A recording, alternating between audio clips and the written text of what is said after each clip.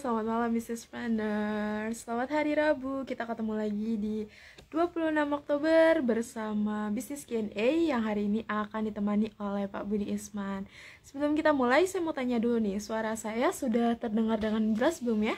Di teman-teman atau masih putus-putus nih? Boleh bantu jawab ya teman-teman di kolom komentar. Oke, apa kabarnya hari ini teman-teman Business Planners yang sudah bergabung? Semoga sehat selalu dan bisnisnya selalu lancar ya. Oke, kembali lagi kita di sesi bisnis Q&A yang malam ini akan ditemani oleh Pak Budi. Bagi business planners yang sudah join, boleh langsung drop nama dan domisilinya ya di kolom komentar seperti biasa. Kita sambil menunggu Pak Budi untuk bergabung, jadi teman-teman boleh drop nama dan domisilinya. Jadi kita sambil absen juga nih teman-teman dari mana aja malam ini. Sebelum kita mulai, mungkin di sini ada beberapa business planners yang belum kenal dengan bisnis.id atau baru follow dan cek-cek aja nih bisnis.id itu seperti apa. Kita kenalan dulu ya sama bisnis.id. Bisnis.id merupakan platform belajar bisnis dan interaksi langsung dari expert di bidangnya. Teman-teman bisa ikut di kelas-kelas berbayar kita di aplikasi atau website bisnis.id. Saat ini kita ada 12 kelas yang mana teman-teman cukup membayar atau cukup satu kali investasi dan materinya sudah bisa diakses seumur hidup tanpa tambahan biaya lainnya ya. Atau teman-teman juga bisa mengikuti free event, free session atau pembelajaran secara gratis di bisnis.id seperti kegiatan kita pada malam hari ini yaitu Business Q&A atau mengikuti kegiatan Business Forum di hari Sabtu. Nah, Sabtu 29 Oktober nih, Sabtu besok, kita akan diskusi bersama Pak Paras Nasution. Kita akan bahas seputar optimalkan channel penjualan dan distribusi Anda. Jadi teman-teman nih yang udah punya bisnis tapi channel penjualan dan distribusinya merasa belum mantep dan perlu dioptimalkan, boleh banget ikut di bisnis forum kita di hari Sabtu agar bisa langsung belajar nih bareng sama expertnya ya. Jadi teman-teman bisa langsung mendaftar di link bio Instagram atau bisa mendaftar di link berikut ya. Saya lampirkan di kolom komentar. Teman-teman bisa langsung klik ya. Untuk bisnis forum sendiri, ini gratis ya teman-teman. Jadi teman-teman tinggal daftar aja, nanti dari tim kita akan bantu kirimkan link invitation atau undangan untuk join di Zoom-nya di hari Sabtu. Jadi untuk dikirimkan invitation-nya itu di hari Jumat maksimal di jam 9 malam. Jadi teman-teman bisa cek ya kalau sudah daftar. Oke, linknya di bit.ly / business forum ya teman-teman. Jadi teman-teman bisa langsung klik dan daftar. Karena gratis tuh teman-teman. Jadi di bisnis.id banyak juga nih free session atau pembelajaran secara gratisnya. Yuk, yang belum drop nama dan domisilinya boleh ya, masih kita tunggu nih sambil menunggu Pak Budi untuk bergabung nih. Oke, kita cek dulu ya. Ada dari Cirebon, maaf. Lalu ada dari Tangerang Selatan juga nih. Wah, deket nih, kita tetanggaan, Pak. Oke, lalu ada dari Gorontalo, dari Pavilion Marisa juga. Ada dari Kak Yudi Fruta Gelato dari Bali. Ada Kak Darwin dari Medan. Wah, teman-teman nih dari macam-macam nih malam ini ya. Yang dari Jakarta nih belum kelihatan nih malah. Yuk, boleh yuk teman-teman yang belum drop nama dan domisilinya masih kita tunggu ya. Kita sambil tunggu juga Pak Budinya untuk bergabung. Ada Pak Darmansyah juga nih dari Bandung. Ini merupakan salah satu alumni dari Value Creation juga SBM-nya Pak Budi nih, Pak Darmansyah yang dari Bandung. Ada dari Teh Cici dari Bandung. Ada Kak Faiz Ishak dari Jakarta Timur. Ada Bu Gita dari Nyonya MG _cake and cookies. Halo Karisa, apa kabar? Sehat nih Bu Gita. Teman-teman nih yang mungkin di Bandung dan nyari cake atau brownies atau cake and cookies lah ya sebegitunya. Dan ada juga nih dari Chicken and NYP kalau nggak salah, teman-teman bisa cek di Nyonya MG _cake and cookies karena cake-nya dari sana enak juga tuh teman-teman. Jadi teman-teman boleh cek ya. Wah, Pak Budi sudah bergabung nih teman-teman. Kita boleh masuk nih ya dan mulai untuk bisnis. Oke, kita malam ini di Business Q&A akan bahas mempersiapkan rencana bisnis ya di 2023. Halo, selamat malam Pak Budi. Malam, Reza, apa kabar? Alhamdulillah sehat. Gimana kabar Pak Budi nih? Baik, baik, baik. Ini Wah. mata saya, mata ngantuk kali ya. Oke, mana? Banyak yang hadir Oke. nih. Udah banyak yang hadir belum nih? Sudah banyak nih Pak. Sudah ada Oke, 60 peserta nih yang sudah join nih malam ini. Cuma kita oke. masih tunggu ya teman-teman, biasanya belum pasti karena jamnya pasti ngaret-ngaret juga nih, udah malam juga. Jadi masih kita tungguin ya sambil mulai buka-buka sedikit nih. Ya, Oke. ya, ya. Apa kabar nih Indonesia? Hujan nggak ya sana ya?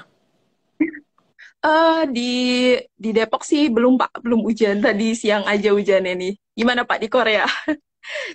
Dengar Hmm, kabar hmm. dingin terus nih, sudah mulai dingin. Ya, lumayan lah. Nggak dingin-dingin amat. Dinginnya 16 lah, 16, 16, 15 gitu ya. Hmm, mantap, mantap. Teman-teman. Iya, saya lihat udah banyak nih dari Bandung, Teh Cici juga ada ya biasanya itu ya. Sorry Betul, ya Teh Cici ya, belum betul. sempat ketemu ya. Waktu itu sama Hmm, Darmansa ya ketemu waktu itu. betul. Ini bajunya malah saya pakai nih, Darmansa. Mantap tuh. Bajunya sudah sampai di Korea tuh Di Kak Korea. Darmansyah. Sudah sampai di Mm-mm. Korea. Sudah go internasional bajunya. Iya, wah Jambi juga hadir jasa. Iya, Darmansa. Assalamualaikum Darmansa. Wah nanti banyak Denpasar juga ya. Oke, so gimana? Kita mulai aja, ya, Reza. Boleh, Pak. Boleh, boleh. Teman-teman juga sudah Hmm. banyak yang bergabung nih, jadi kita bisa mulai ya sedikit sebelum ke sesi bisnis Q&A-nya. Oke, malam ini bisnis Q&A bersama Pak Budi. Kita akan membahas topik menarik loh, teman-teman, yaitu mempersiapkan rencana bisnis untuk 2023. Kira-kira apa saja yang perlu disiapkan ya untuk menyiapkan rencana nih di 2023. Yuk kita kupas di bisnis Q&A-nya Bisnis Q&A malam ini. Jadi teman-teman boleh menyiapkan pertanyaan dari sekarang sambil mendengar topik pembuka dulu sama Pak Budi ya. Untuk mengefektif waktu, kita bisa mulai ya Pak? Ya, oke. Terima kasih. Selamat malam semuanya businesspreneurs di seluruh Indonesia. Biasanya dari luar juga ada nih. Ya, mudah-mudahan sehat selalu dan juga teman-teman yang hadir di Indonesia mudah-mudahan nggak hujan, nggak banjir gitu ya. Hujan anugerah, tapi jangan sampai banjir lah. Karena teman-teman di Bali juga banyak banjir saya lihat kemarin itu. Oke, jadi malam ini topik yang kita coba ambil itu kan mencoba membuat rencana tahun 2023 ya. Minggu lalu itu kan kita sudah bicara mengenai membuat bisnis plan jangka panjang ya. Jadi kita coba bedah kembali minggu ini. Tapi sekaligus juga teman-teman yang pengen misalnya bertanya mengenai apapun tentunya ya seperti biasa ini adalah acara rutin kita yang bisa kita gunakan untuk teman-teman bertanya gitu ya. Eh, Hmm. tentunya wah ada yang dari Qatar juga ini ya. Selamat datang dari teman-teman dari Mantap, Qatar. mantap. Ya. Oke, jadi nanti silakan ya, nanti persiapkan pertanyaannya. Tapi saya buka dulu untuk menjadi ya semacam inilah ya, pemicu untuk teman-teman berpikir ya. Malam ini, nah kebetulan saya ini kan sudah berapa hari ini ya? 2 hari ini ya. Ini hari ketiga saya ya. Ini hari Rabu ya, hari Rabu ya Hmm, kita ya. Bisnis forum ini betul. kan hari Rabu. Jadi saya berpikir kemarin itu pada saat saya jalan ke sini ya ke Korea itu kita bertanya-tanya ke teman-teman ya pada saat itu apa sih persiapannya mereka gitu ya karena ini kan sudah di Hmm, kuartal keempat ya tahun ini betul. ya kan tinggal Oktober ini sudah hampir lewat ya malah sudah hampir lewat jadi berarti tinggal 2 bulan lagi. Nah biasanya Betul. tentunya eh, 2 bulan ini waktu yang nggak panjang sebetulnya ya. Selain dari kita harus menyelesaikan ya tahun ini ya dengan baik gitu ya. Tentunya bisnis kita usahakan minimal ya. Minimal teman-teman sudah harus memikirkan juga apa sih rencananya untuk tahun depan gitu ya. Nah, minggu lalu kan saya udah bicara ya mengenai paling bagus itu kan sebetulnya kalau kita punya rencana bisnis itu ya 3 sampai 5 tahun ya. Saya tahu mungkin kadang-kadang teman-teman agak sulit menerima mungkin ya. Eh, Buat apa sih Pak bikin 3 5 tahun, orang mikirin bulan depan aja belum tahu gitu bagaimana nasibnya gitu ya. Tapi ya kembali ya itu terserah teman-teman sendiri gitu ya. Apakah teman-teman itu serius ingin membangun bisnisnya atau hanya sekedar ya udahlah pokoknya saya jalani bulan per bulan, hari per hari, minggu per minggu gitu ya. Ya kalau seperti itu caranya ya ya bisa, bukannya saya tidak mengatakan tidak bisa berhasil sih, bisa mungkin ya. Tapi jarang yang saya lihat ya teman-teman yang berpikiran pendek sekali gitu ya, itu akan berhasil jangka panjang ya. Padahal selalu kita di bisnis ID kan kita selalu menyampaikan ke teman-teman, menganjurkan ke teman-teman kalau mau membangun bisnis, bangunlah bisnis yang betul-betul jangka panjang ya, berarti sustainable ya, jangka panjang dia. Kemudian tentunya profitable ya, harapannya jangan sampai nggak profitable ya. Nah kemudian juga growing dan tetap tumbuh gitu ya, itu kan keinginan kita. Nah kalau kita pengen punya bisnis yang sustainable, profitable, dan growing tadi, nah berarti kan teman-teman sudah harus mulai berpikir lebih jangka panjang ya, 3 5 tahun. Nah dari 3 5 tahun yang kita bicarakan minggu lalu, makanya topik minggu ini saya pengen ajak teman-teman itu berpikir tahun depan ngapain sih kita kan itu ya. Dan hasil tahun ini bagaimana kan itu jadi intinya ya. Nah jadi di dalam membangun sebuah bisnis ya, sulit untuk kita bisa memperbaiki bisnis kita kalau kita sendiri pertama tidak punya apa namanya targetnya atau ukuran-ukuran kita berhasil atau tidak gitu ya. Ya kalau saya tanya Raisa misalnya ya, apakah Raisa sudah berhasil atau belum ya? Ya kalau kita nggak punya target, ya mungkin kita juga nggak tahu ya berhasil atau tidak gitu ya. Nah analogi yang kita pakai minggu lalu ya soal kita di mana sekarang ya, di Jakarta. Oh kita mau kemana nih? Oh mau ke Surabaya gitu ya. Ke Surabayanya sampainya kapan gitu ya. Nah lalu rencananya mau naik apa gitu ya. Itu kan strateginya, jalannya gitu ya. Jadi teman-teman yang sudah apa namanya mengikuti ya, mungkin bisnis forum ya, bisnis Q&A kita minggu lalu ya, teman-teman sudah paham yang saya maksudkan itu. Kita harus punya semacam jangkarnya ya, jangkar atau tujuan jangka panjangnya. Nah tujuan jangka panjang itulah yang kita bedah, lalu kita pecah-pecah menjadi jangka pendek. Nah yang jangka pendek yang mana? Ya tahun depan kan gitu ya. Nah tahun depan itu tahun 2023 ini tinggal 2 bulan lagi loh sampai kan gitu. Nah sekarang apa nih persiapan kita ya untuk tahun depan itu? Nah pertama tentunya ya sebaiknya teman-teman ya pasti harus menyelesaikan dulu 2 bulan terakhir ini kan gitu ya. Bulan November, Desember usahakan semaksimal mungkin lah. Sehingga hasil dari bisnisnya tahun ini ya maksimal gitu ya, diusahakan sebaik mungkin. Ada yang mungkin bagus bisnisnya, ada juga mungkin yang biasa-biasa saja gitu ya. Ada juga malahan mungkin sedang tidak bagus gitu ya. Nah, apapun ya hasilnya teman-teman ya, bisnispreneur semuanya, kalau memang masih mau berbisnis tahun depan berarti harus ada rencananya untuk tahun depan itu apa gitu ya. Nah, dasarnya kita membangun tahun depan itu ya, dan tahun-tahun selanjutnya tentunya lah tahun ini kan gitu. Apa sih pelajaran yang didapatkan dari tahun ini gitu.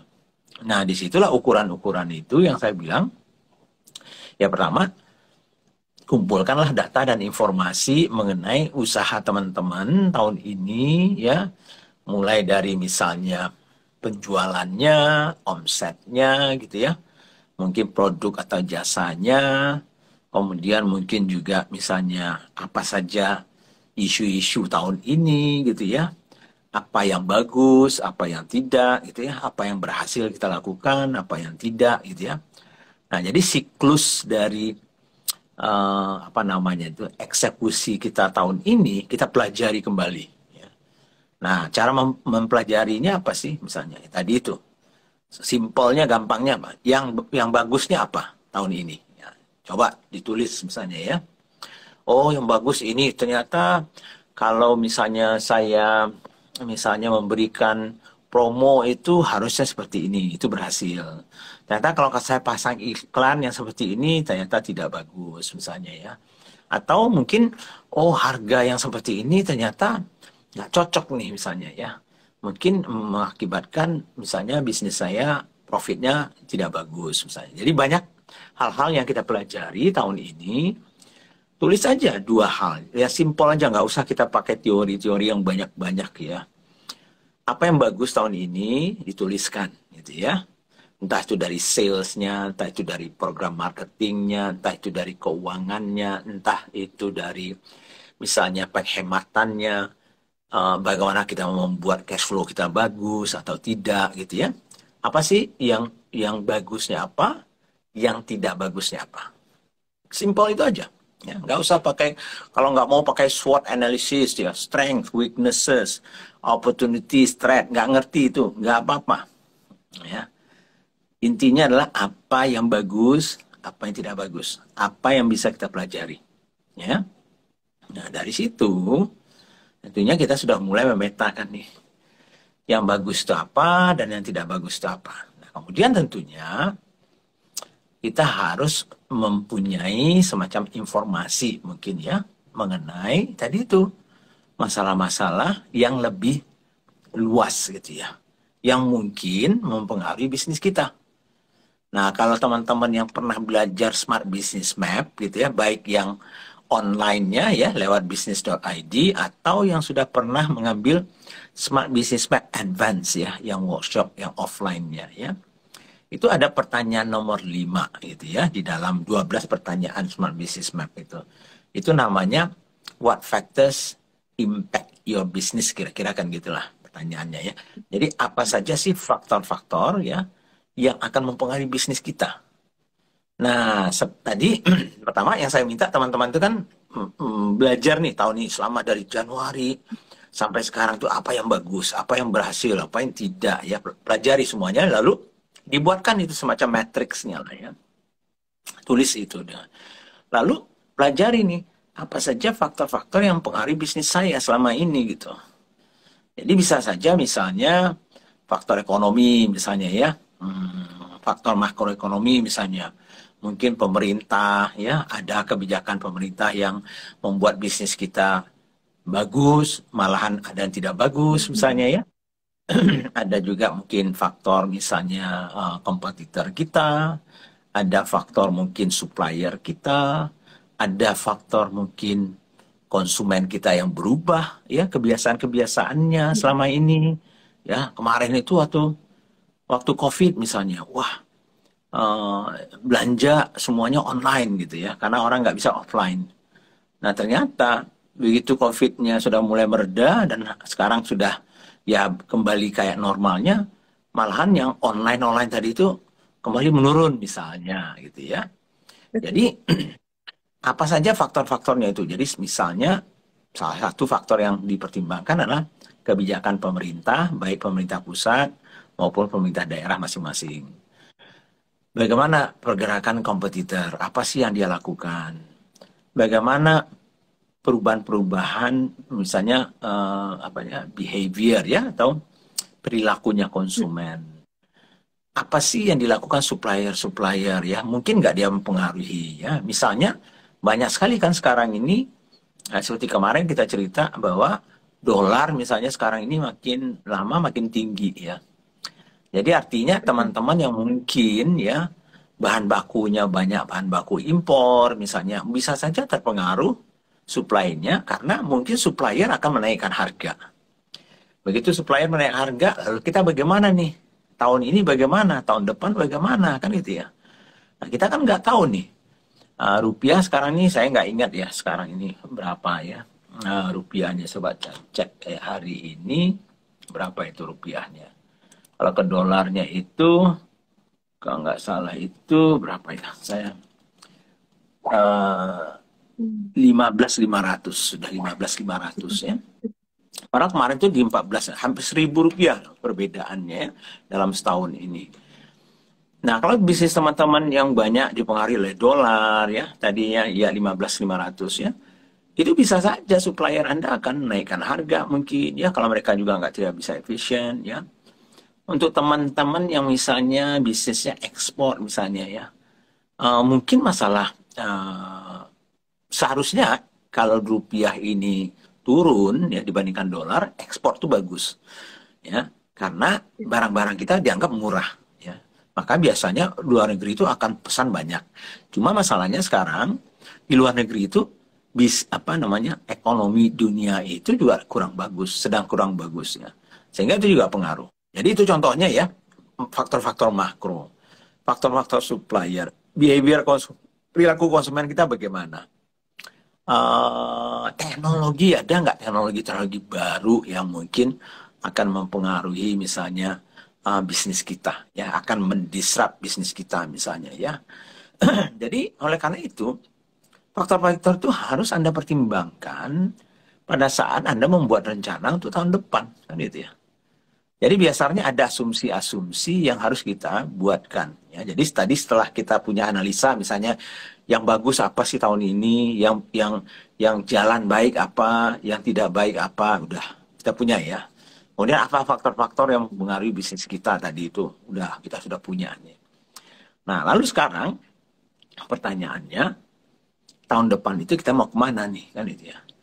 Seberapa besar kita mau tumbuh atau tidak misalnya. Jadi katakanlah misalnya teman-teman tahun ini tutup bukunya kita rencanakan katakanlah misalnya 30 M misalnya ya setahun misalnya ya. Berarti 30 M itu kira-kira berapa ya sebulan ya? Mungkin sekitar ya 2,5 M sebulan misalnya ya. Nah tahun depan berapa nih target kita? Kalau misalnya tahun ini 30 M misalnya setahun, apakah mungkin kita mencapai misalnya kita pasang target 50 M setahun misalnya atau 60 M setahun? Apa sih dasar-dasarnya? Asumsi-asumsi yang harus kita buat gitu untuk meyakinkan kita bahwa angka yang kita tetapkan tadi itu bisa tercapai gitu ya. Nah, itu kan tujuannya itu ya. Nah, kalau tujuan itu sudah ada, tentunya kita harus buatkan detail. Dari mana datangnya itu kan itu ya. Jadi kan makanya tadi saya dengar Raisa kan ya ada bisnis forum kita dengan Pak Paras Nasution ya Sabtu Betul, ini kan ya. Nah silakan ya betul. teman-teman belajar ya free semua belajar nih. Jadi misalnya pertama target kita yang baru itu tumbuh kita itu dari mana datangnya? Apakah dari produk yang baru misalnya? Apakah dari pasar yang baru? Atau malah dari channel distribusi atau channel sales yang baru. Nah, nanti coba tanya ke Pak Paras juga kan ya. Apakah mungkin dari ekspansi dari cabang misalnya secara horizontal? Apakah kita misalnya mencoba meningkatkan frekuensi orang mau membeli produk kita misalnya ya? Bagaimana itu caranya kita menumbuhkan bisnis kita? Itu harus ada gitu ya. Dari mana datang? Nggak asal taruh harga, taruh angka saja gitu. Kan banyak sekali teman-teman kalau saya tanya, berapa Pak tahun depan? Wah saya 60 M Pak setahun. Dari mana datangnya? Nah, gitu ya. Ya pokoknya ya kita usahakan Pak. Kan ini kita usahakan ini. Nah, kita usahakan itu repot gitu ya. Jadi kalau kita sendiri tidak tahu dari mana datangnya, kemungkinan besar itu akan sulit dicapai. Itu biasanya ya pengalaman saya selama ini gitu ya. Jadi harus rincikan dari mana datang pertumbuhan kita ya. Nah, jadi itu satu. Lalu kemudian dari mana datangnya profit kita. Ingat kemarin itu saya juga bicara bahwa bisnis itu simple aja. Ya, kalau kita mencari profit atau keuntungan, maka kita harus cari omset atau revenue yang lebih besar daripada biaya kita. Jadi caranya adalah bagaimana meningkatkan omset, bagaimana mengelola biaya, kan itu intinya. Ya. Jadi kalau tahun depan kita mengatakan kita tumbuh omset kita, harus tahu kita dari mana datang tumbuhnya, produk yang mana yang akan tumbuh, ya, SKU yang mana yang mau tumbuh, cabang yang mana yang mau tumbuh, misalnya ya, atau dari kategori yang mana nih yang kita mau tumbuhkan, ya. Jadi banyak hal yang mungkin yang harus Anda persiapkan, ya, untuk tahun depan supaya pelajaran-pelajaran yang didapatkan tahun ini ya, bisa kita perbaiki sehingga kita buatkan rencana baru dan tanggal 1 Januari nanti kita eksekusi gitu ya. Kita eksekusi untuk mencapai ya goals yang kita sudah tetapkan ya. Nah, jadi oleh karena itu teman-teman, saya sarankan sebetulnya ya, sambil menyelesaikan tahun ini, tinggal 2 bulan lagi loh, ya. Sebaiknya mulai memikirkan minimal membuat rencana untuk tahun depan setahunnya. Kalau nggak bisa membuat rencana jangka panjangnya ya 3 sampai 5 tahun, ya harapan saya teman-teman mau mencoba membuat rencana setahunnya. Itu minimal yang saya harapkan, gitu ya. Sebab ujung-ujungnya seperti yang saya sampaikan, kami ya tentunya kita dia di bisnis.id ya Raisa ya selalu berharap teman-teman ini punya bisnis yang bisa besar, sustainable, profitable dan juga growing ya, tumbuh ya. Nah, jadi itu yang kepikiran sama saya waktu saya berangkat ya kemarin itu ke Korea. Sekarang saya masih di sini ya di Korea ya. Nah, makanya sekarang ini selisih jamnya 2 ya. Jadi 2 jam ya. Sekarang ini Betul. sekitar jam 10 Jam malam ya di 10. sini ya. Hmm, Betul. 10 malam.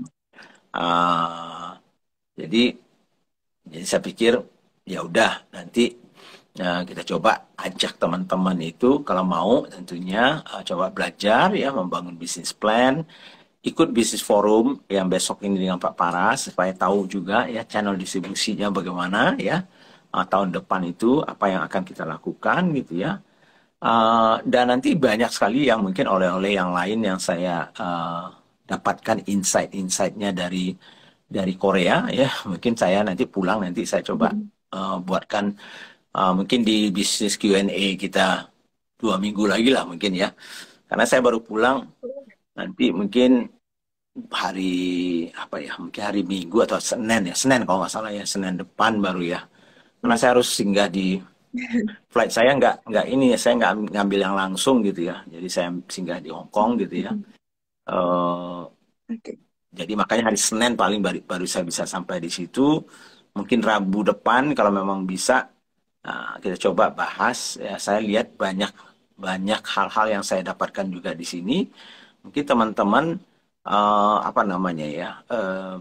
teman-teman yang sudah pernah ke sini ya Korea Selatan gitu ya, pasti banyak dapat insight ya, terutama bisnis-bisnis yang seperti musik ya, entertainment ya, kreatif lah, industri kreatif ya, itu bagus sekali di sini. Kemudian yang sudah pasti ya bisnis-bisnis kecantikan, kosmetik, skincare, fashion gitu ya, luar biasa ya. Makanya kemarin saya juga sempat jalan ya, lihat lokal-lokal brand di sini seperti apa gitu ya. Dan ya banyak hal-hal yang sangat dinamis ya. Banyak sekali yang saya lihat kemarin, wah udah ada yang seperti ini, ada yang seperti itu, yang mungkin di Indonesia belum ada gitu ya. Dan di sini yang saya bilang di Instagram saya tadi juga, di sini salah satu kelebihannya di Korea itu adalah banyak sekali produsennya gitu ya. Jadi bukan pedagang gitu ya, bukan pedagang ya. Nah, kita mungkin di Indonesia harus lebih banyak UKM-UKM kita itu yang betul-betul bisa menjadi produsen ya, yang membangun brand lokalnya ya. Nah, sehingga satu saat mudah-mudahan kita bisa selain dari pasar kita sendiri dalam negeri, saya berharap bisa juga tentunya ekspor ya. Karena pasar kita itu besar, jauh lebih besar Korea. Korea ini kan kecil sebetulnya ya pasarnya ya. Kalau dibandingkan Indonesia ya dari sisi penduduk dan segala macam. Tapi ya soal kemajuan ya pasti mereka lebih maju lah ya, karena walaupun kemerdekaannya ya mirip-mirip sih, selisih hari aja kalau nggak salah saya. Jadi kalau nggak salah dia 15 Agustus atau berapa Agustus atau 45 gitu ya. Nah jadi uh, ya, itu yang saya lihat perbedaannya yang di sini. Tapi saya lihat juga lihat teman-teman yang di sini ya itu memang serius mereka menggarapnya bisnisnya ya. Walaupun seperti kita juga ada UKM-nya juga ya, tetapi ya mungkin UKM-nya tidak sekecil yang kita punya ya mungkin ya, tapi UKM-nya di sini kreatif banget gitu ya dan banyak sekali. Sehingga saya lihat brand-brand lokal itu banyak sekali ya, dan mereka mencoba, Betul. saya tahu itu mereka mencoba penetrasi ke seluruh dunia gitu ya, brand-brand kecilnya pun, dan sudah banyak juga tentunya yang menjadi brand-brand global ya nantinya ya. Nah ini dia Betul. yang saya lihat salah satunya ya tentunya ya, untuk kita bisa seperti itu adalah membangun fundamental bisnisnya kita. Dan salah satu fundamental bisnis kita adalah membuat rencana bisnis itu. Nah teman-teman tadi ada yang bertanya tuh mungkin ya, nah, bagaimana caranya membuat bisnis plan? Sebetulnya kalau teman-teman yang sudah belajar Smart Business Map misalnya ya, online maupun yang offline-nya, 12 pertanyaan itu sebetulnya sudah 60% sebetulnya kerangka dari bisnis plan, 60 sampai 75% kerangka bisnis plan-nya sebetulnya sudah ada. Kalau sudah bisa menjawab yang itu ya. Jadi itu mungkin penutup dari saya gitu ya. Dan uh, saya juga kemarin coba, saya nggak, jangan pikir saya operasi plastik lagi di sini kan ya. Tidak. Kemarin nggak kebetulan saya mau coba lihat apa namanya klinik-klinik di sini ya, klinik mata dan segala macam. Nah kemarin saya cek klinik mata ya, karena kebetulan saya ada masalah dengan mata saya, sama istri juga gitu ya. Nah diperiksa semuanya gitu ya. Ternyata saya punya katarak yang sudah di level 5 kalau nggak salah. Level 4 kalau nggak salah ya. Nah, makanya dokternya bilang, ya udahlah langsung aja kita operasi gitu. Jadi langsung operasi hari itu saya berdua sama istri, cepat sekali ya. Beda sekali dengan, saya nggak tahu ya di Indonesia saya nggak pernah, tapi ibu saya juga sudah pernah operasi katarak gitu ya. Ada saudara saya juga gitu ya. Di sini apa namanya ya? Ya minimal pengalaman saya ya. Saya nggak tahu di Jakarta Eye Center atau di tempat-tempat yang seperti itu saya belum pernah lihat. Tapi di sini mereka operasi langsung dua mata saya langsung gitu ya. Uh, dan setengah jam selesai gitu ya dengan laser dan segala macamnya itu. Dan malah langsung bisa keluar, langsung bisa lihat gitu ya. Bener Pak, ya Walaupun ampun. sekarang saya masih berobat gitu. Iya. Padahal Cepet juga ya dibongkar-bongkar tuh ternyata. matanya kita ya. Nah, Iya, padahal kalau di saya pikir Indonesia kan lasik Pak. setahu saya itu keluarga. Oh enggak lasik sih. Orang tua mana ada lasik lagi. Lasik nggak mampu. Karena saya kan baca ya. Apanya kacamata baca gitu ya. Jadi memang itu nggak bisa diperbaiki lagi gitu ya. Karena itu sudah umur ya. Tapi kalau kita masih muda di bawah 40, misalnya minus dan segala macam itu lasik itu bagus banget ya. Dan di sini tapi Iya. saya langsung hari itu seharian aja tuh dari pagi, servisnya luar biasa bagusnya gitu ya. Langsung dokternya juga masih muda-muda. Kemudian langsung dua-duanya kami suami istri langsung Cepet juga. dioperasi dua-dua matanya gitu ya. Wah, mantap. Selesai.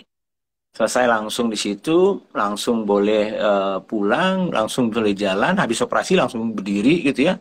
Eh, Langsung suruh duduk gitu ya, beresin administrasinya, udah besoknya kembali lagi untuk cek ya, aman sementara ini, nanti sebelum pulang saya akan cek kembali gitu ya.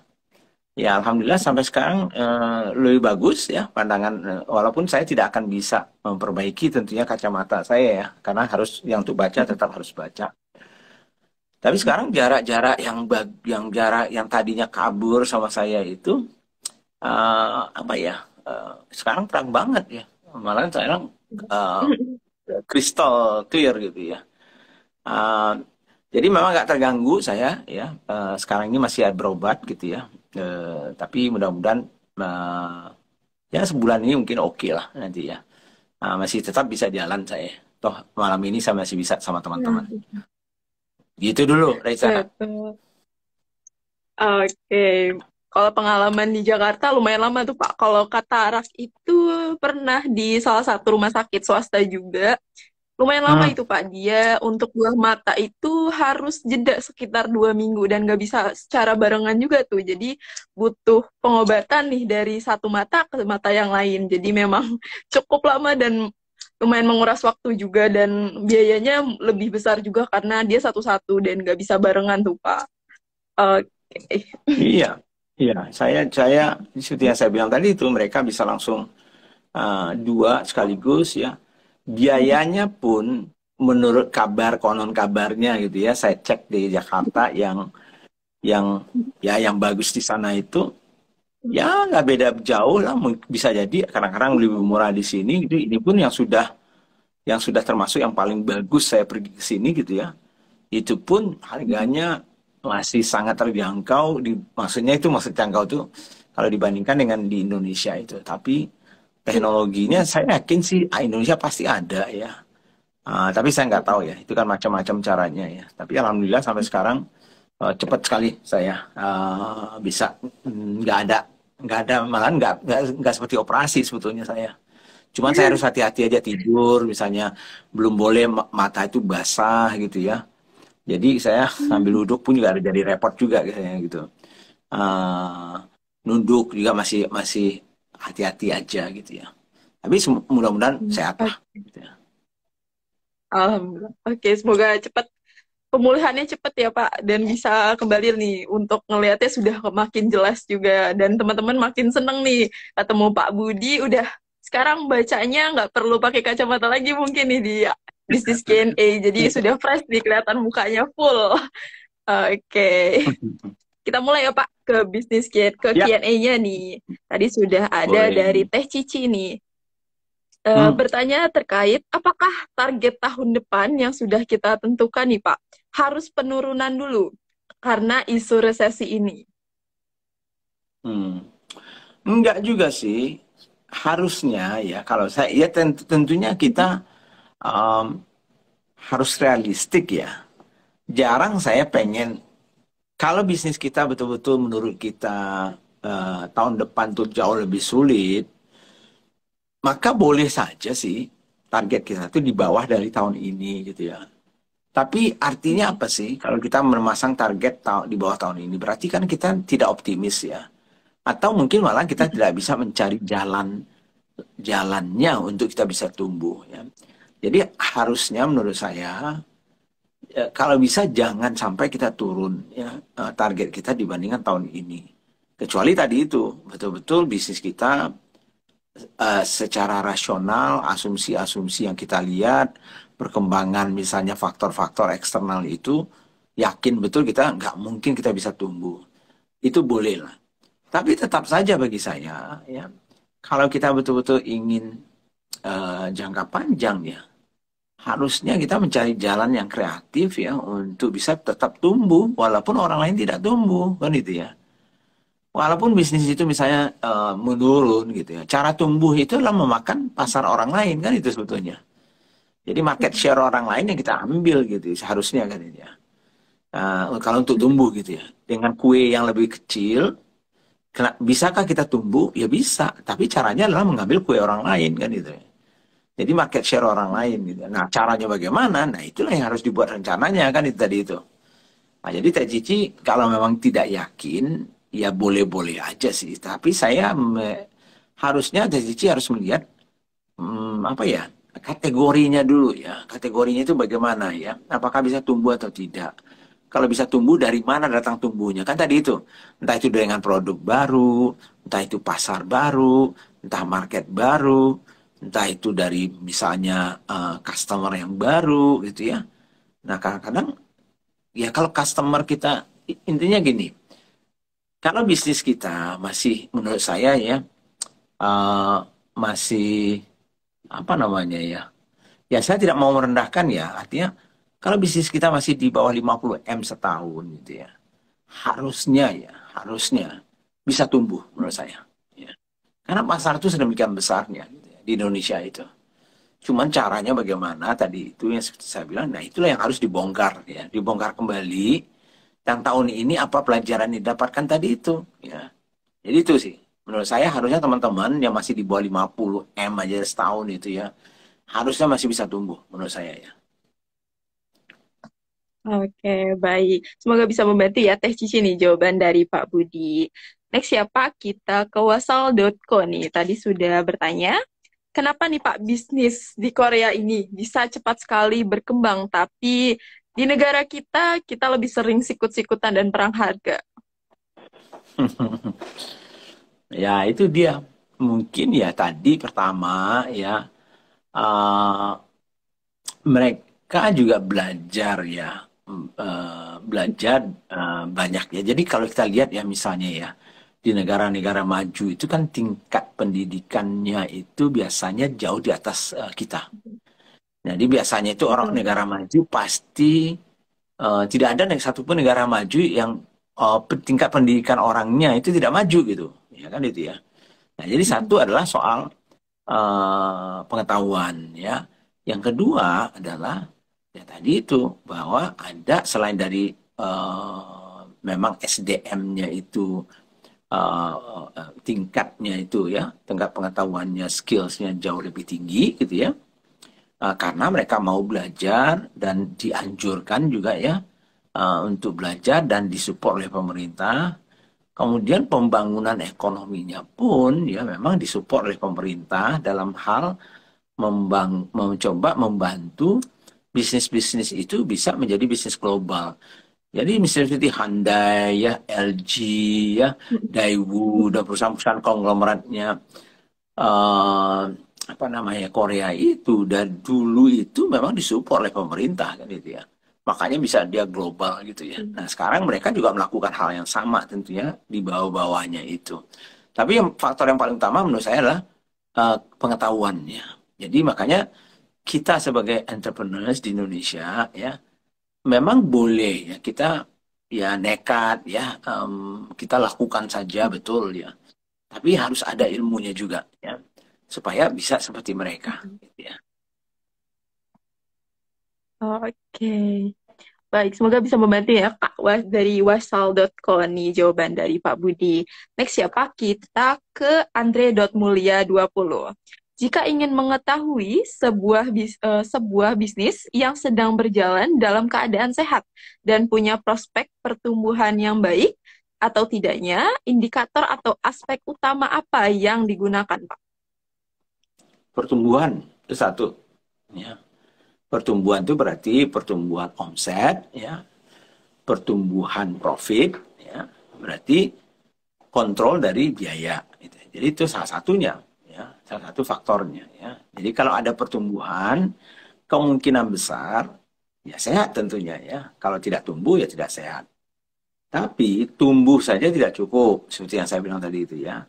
Tumbuhnya juga harus tumbuh yang profitable, yang menguntungkan kan gitu ya. Jadi artinya biayanya juga harus terkontrol. Jadi ukuran berikutnya apa? Ya, biaya tadi itu bisa dikontrol atau tidak, ada profitnya atau tidak, ya, pertumbuhannya. Kemudian ya tentunya ya yang saya namakan pertumbuhan itu dari sisi omset ya dan volume ya, volume. Volume itu artinya apa? Konsumsi, ya, konsumsi, pemakaian produk dan jasa kita. Nah, artinya apa? Ada juga pertumbuhan dari basis konsumennya kita. Jadi kalau tadinya konsumen kita misalnya jumlahnya 100 orang, tahun depan jadi 1000, tahun depannya lagi 100.000, tahun depannya lagi 500.000, berarti itu juga ada kemajuannya gitu ya. Nah, jadi pertumbuhan itu banyak ukurannya, tetapi salah satu ukuran yang terbaik menurut saya adalah pertumbuhan kan gitu ya. Nah, yang kedua ya, tadi pertumbuhan itu bisa pertumbuhan omset, pertumbuhan profit, pertumbuhan jumlah konsumen gitu ya. Yang kedua, yang paling penting itu adalah basis dari fundamentalnya itu apa gitu ya. Nah, basis fundamental itu bagi saya adalah timnya, bagaimana pertumbuhan timnya, bukan dari sisi jumlahnya, gitu ya, tetapi dari sisi orang-orangnya itu makin lama makin kompeten atau tidak, makin lama kualitasnya makin bagus atau tidak. Karena ingat waktu itu kan sering saya bicara bahwa kalau misalnya bisnis kita jauh lebih cepat tumbuhnya dibandingkan orang-orang kita, maka suatu saat mesin itu akan meledak gitu ya, karena nggak kuat panas dia. Gitu, Reza. Oke, baik. Semoga bisa membantu ya nih Kak Andre jawaban dari Pak Budi. Oke, next ya Pak, kita ke Nyonya MG atau Bu Gita dari Bandung. Berapa lama tolak ukur ketika Hmm. kita tahu bisnis plan kita tidak berjalan dan ingin merubah rencana dari plan A ke plan B? Apakah di 3 bulan pertama? Mm-mm. Ya, sebetulnya plan A, plan B itu kan memang harus ada ya, plan A, plan B ya. Tetapi ya kembali saya katakan bahwa em, apa namanya itu ya. Kalau 3 bulan pertama aja kita sudah pindah plan gitu ya, berarti plan kita yang nggak benar kan Hmm, itu ya. Jadi oke. eh, rencana yang dalam jangka sangat pendek berubah-ubah, berarti perencanaannya yang menurut saya yang tidak matang. Jadi walaupun kita perlu plan B. Jadi plan A dan plan B itu gunanya apa sih? Kalau betul-betul asumsi-asumsi atau rencana kita itu betul-betul di luar jangkauan kita perubahannya karena ada hal-hal yang sangat mendesak atau sangat apa namanya ya, sangat force major namanya ya, yang tidak terduga sama sekali. Nah itu oke gitu. Tapi kalau tidak ada faktor-faktor yang sangat-sangat membuat kita harus plan B dan kita melakukan plan B, berarti perencanaan kita harusnya yang mungkin tidak benar gitu.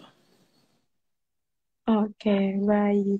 Jadi memang kalau semakin cepat dirubah berarti kita belum lihat secara realistis ya Pak dari penilaian kita di sebelumnya. Jadi memang berarti kita butuh mengorek-ngorek lagi nih seperti apa yang dibutuhkan di bisnis kita juga.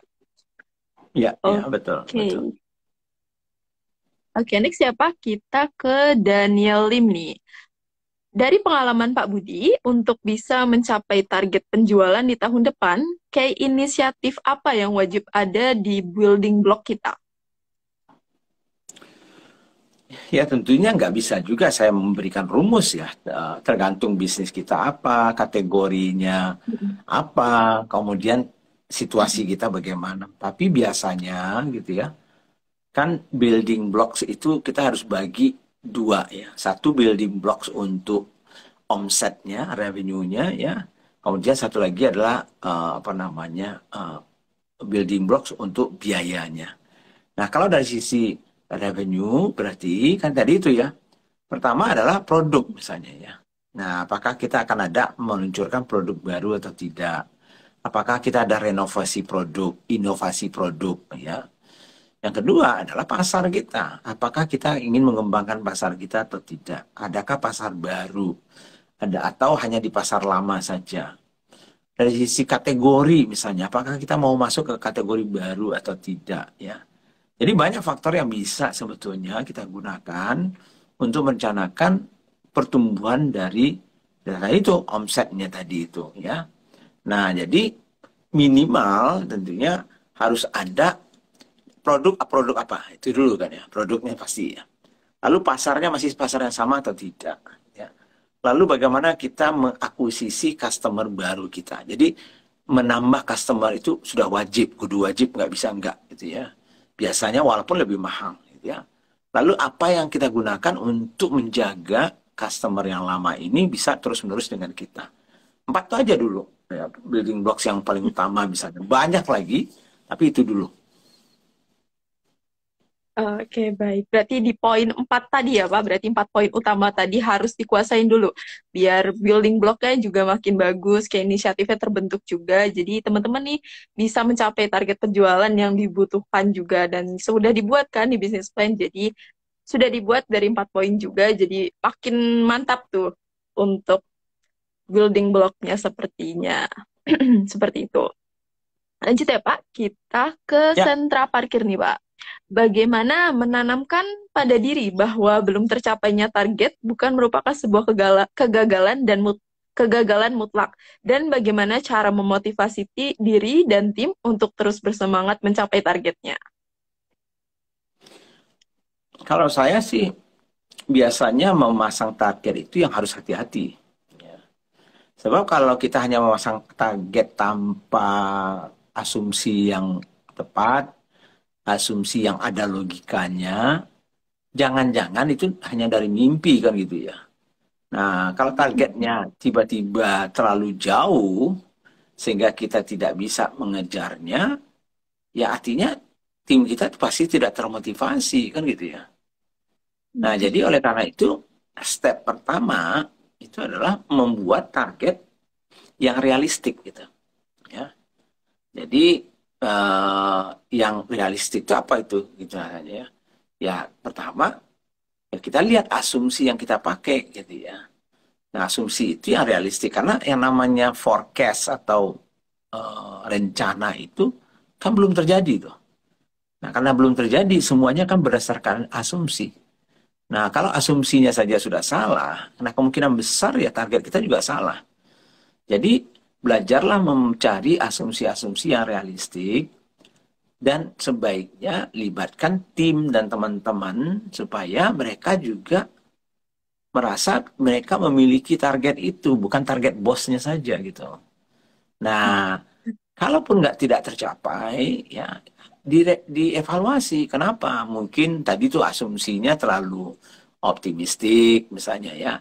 Mungkin ada faktor-faktor yang tidak kita pertimbangkan selama ini belajar.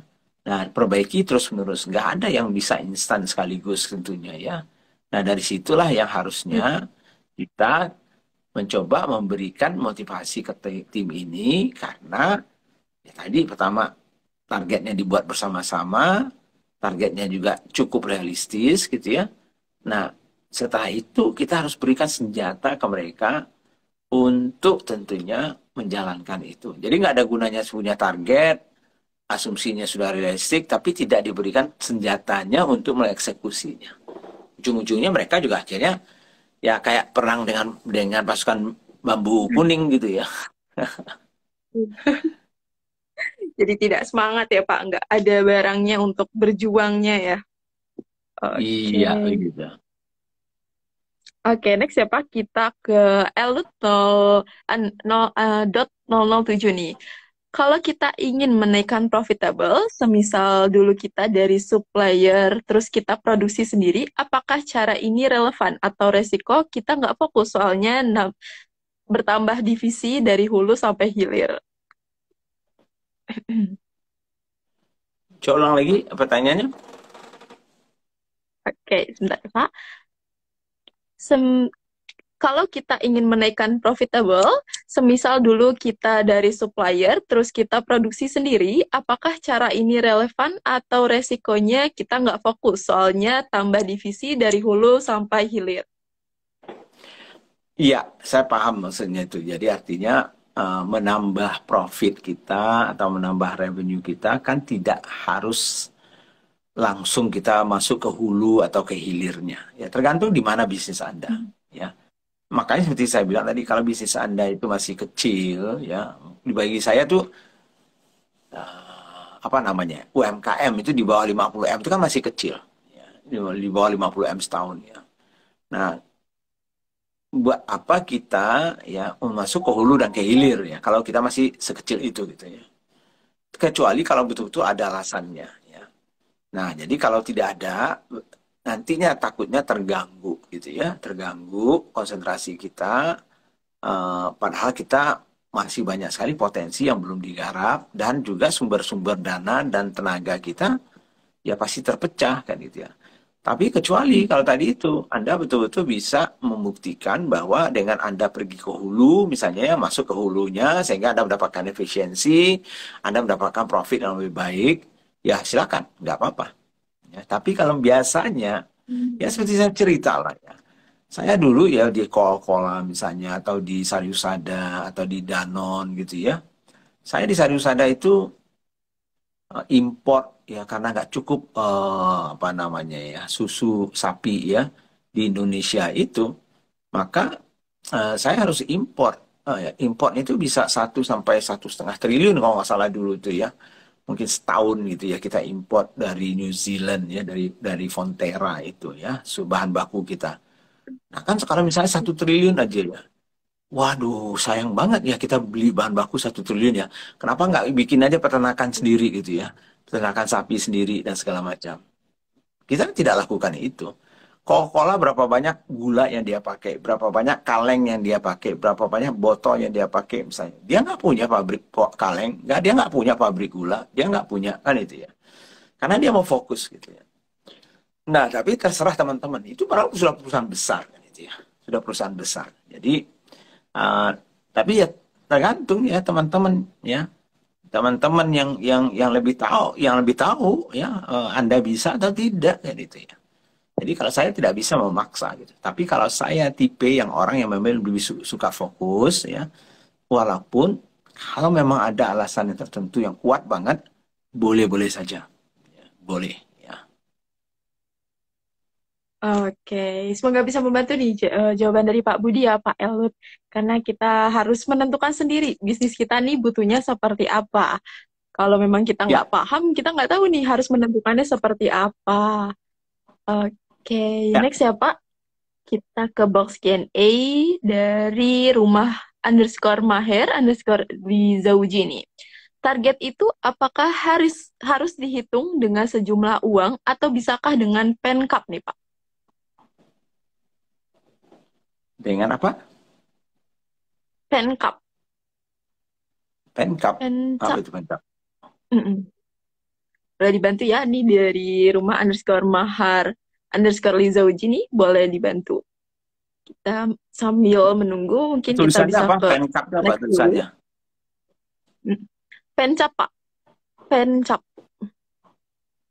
Cabang maksudnya atau apa? Ya, jadi gini. Jadi saya tahu Hmm. Pak, paham ya. Oh, pencapaian mungkin ya. Oke.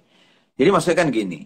Kalau yang namanya target, ya, target omset, ya, Mhm. target kalau kita cerita omset, omset itu dua, ya, satu volumenya, satu rupiahnya, ya. Jadi volume sama rupiah, dua-duanya harus kita punya, gitu, ya.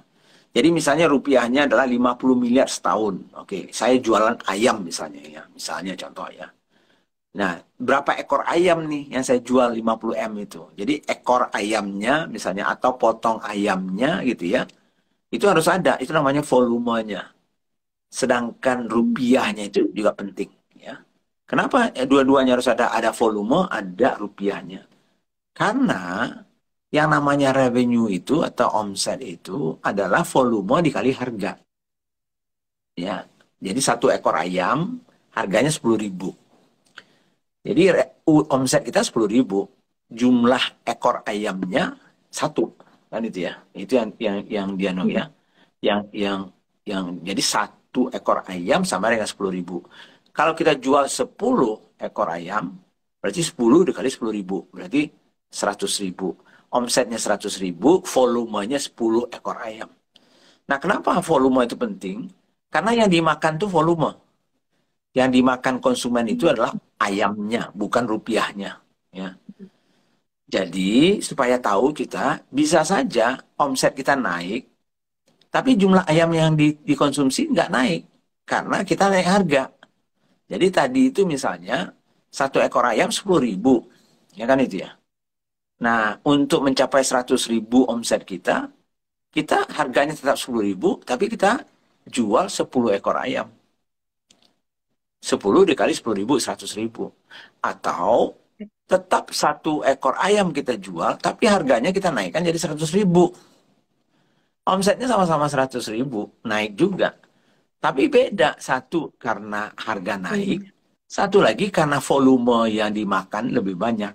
Nah, suka yang mana? Saya suka yang volumenya.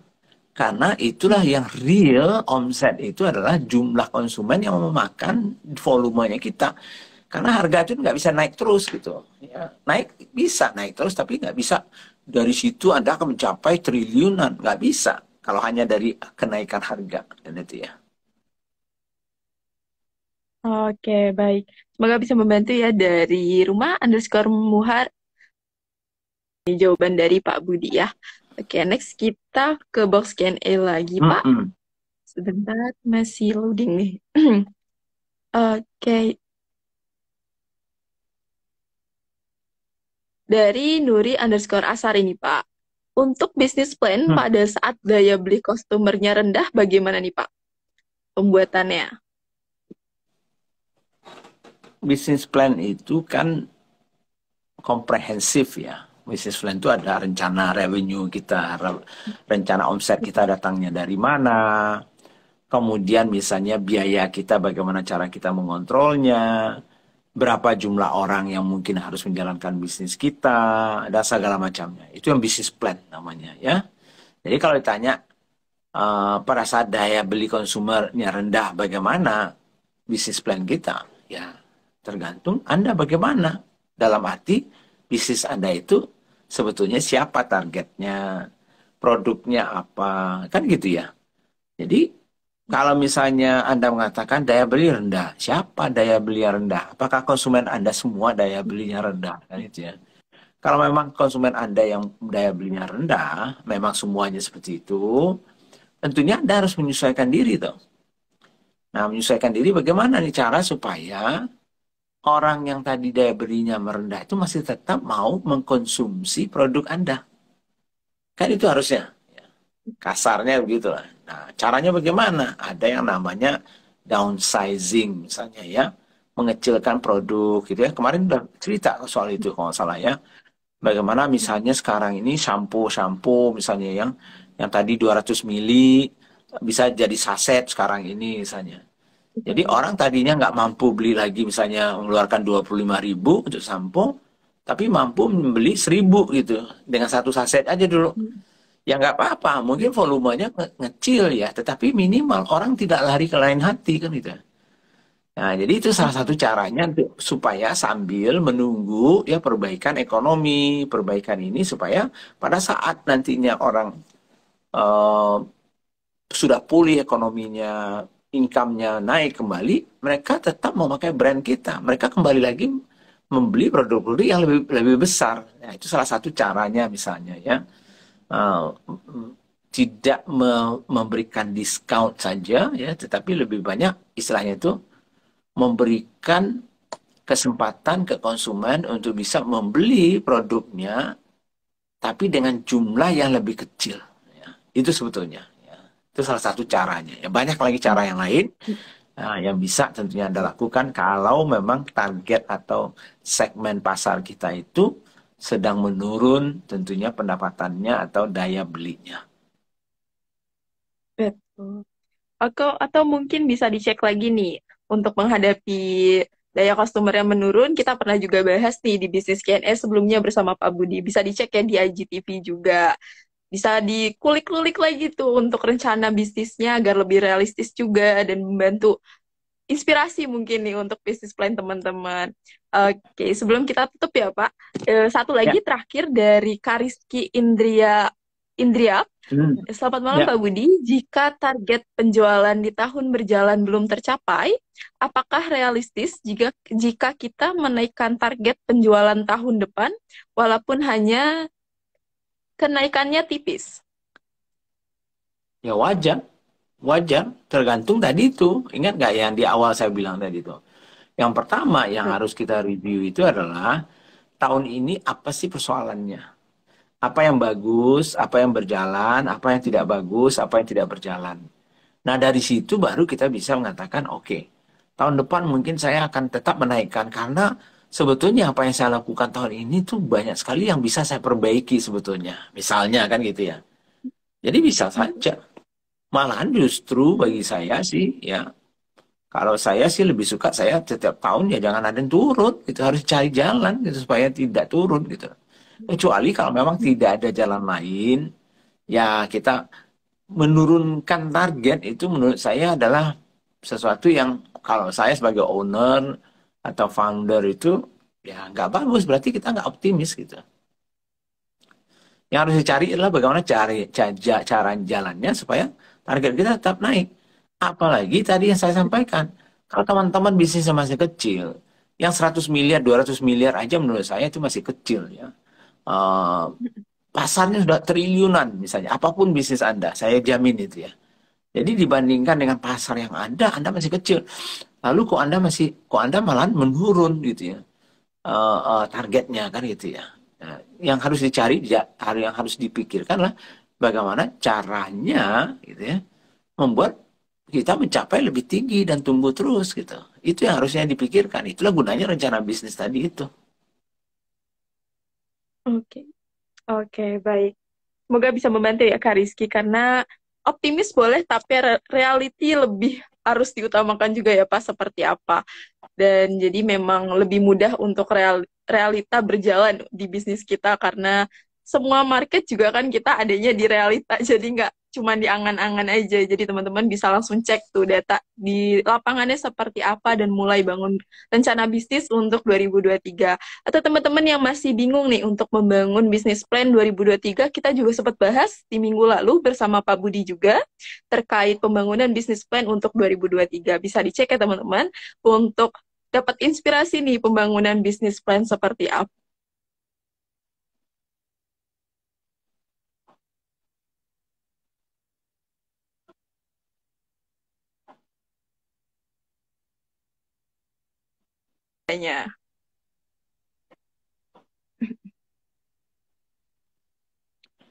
Ya, terima kasih ya. Jadi ini closingnya ya. Saya rasa tadi udah jelas ya, apa yang saya sampaikan. Kalau Anda belum punya rencana jangka panjang, minimal untuk tahun 2023 sebaiknya Anda pikirkan ya. Ini sudah tinggal 2 bulan lagi. Jadi selain dari menyelesaikan bisnis ini, mulailah pikirkan bagaimana rencana bisnis Anda yang harusnya tetap kita optimis ya. Saya tidak percaya tahun depan itu kita akan resesi gitu ya. Mungkin ada pengaruhnya turun ekonominya, tetapi kita tidak akan resesi. Menurut saya tetap Indonesia lebih bagus dibandingkan negara-negara lain gitu ya. Nah, jadi oleh karena itu pikirkan untuk tahun depan itu apa sih misalnya yang harus kita lakukan yang berbeda dengan yang tahun sekarang ini ya. Kita harus belajar kemanapun ya. Terima kasih ada Mak Diah tadi itu ngasih tahu saya Korea juga belajar dari kita, dari Indonesia. Ya iya betul gitu ya. Ya kita harus belajar di mana saja ya. Saya tidak mengatakan Indonesia itu jelek ya. Malahan banyak sekali Indonesia itu pasarnya malah jauh lebih besar kan gitu ya. Tapi ya kembali saya katakan tadi itu ya, belajar itu ya betul-betul kita harus apa namanya ya, betul-betul mau mengaplikasikannya ya. Saya ingat sekali ya pengalaman saya misalnya dengan Malaysia misalnya ya.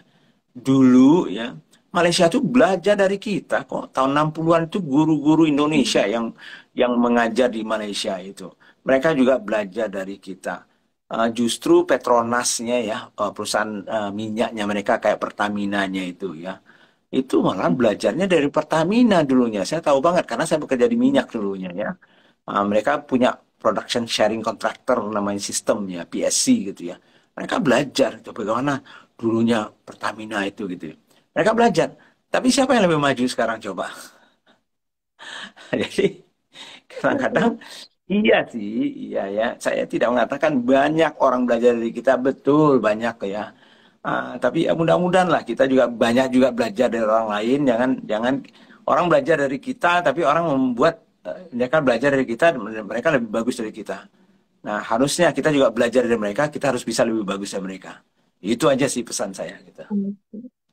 Oke, baik. Terima kasih banyak Pak Budi nih sudah dari Korea live Instagram udah hampir jam 11 malam juga di sana. Jadi terima kasih banyak Iya, Pak Budi sudah meluangkan waktunya dan memberikan insight ke Business sama. Planners.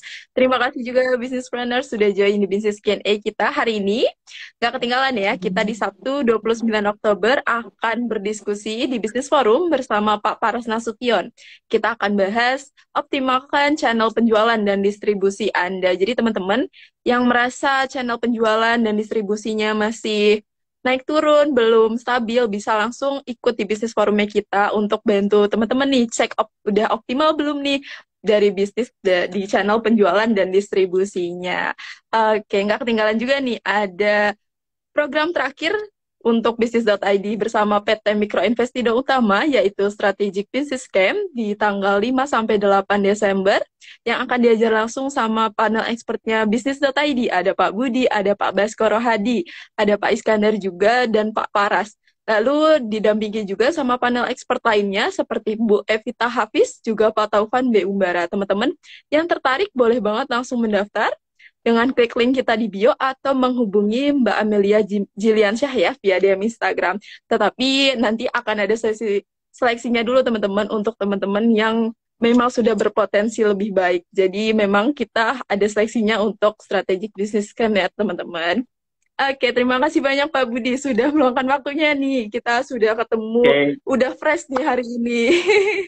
Habis thank operasi you. katarak padahal. Iya, terima kasih ya Oke. Risa, semuanya Terima teman-teman. kasih banyak, Pak Budi. Thank you semuanya. Selamat malam. Assalamualaikum. Selamat malam. Waalaikumsalam. Oke, terima kasih banyak Businesspreneur sudah join di Business Q&A-nya Bisnis.id. Kita ketemu lagi di Business Forum di hari Sabtu dan Business Q&A di Senin dan Rabu minggu depan bersama Pak Bas juga Pak Budi. Di minggu depan kita akan tungguin nih sharing ceritanya Pak Budi terkait bisnisnya bisnis di Korea itu seperti apa. Yuk teman-teman jangan sampai lupa untuk aktifin alarmnya nih di Rabu depan dan Senin depan ya untuk ikut bisnis Q&A. Oke, sekian dari saya. Terima kasih banyak sudah join di bisnis Q&A. Sampai jumpa. Selamat malam.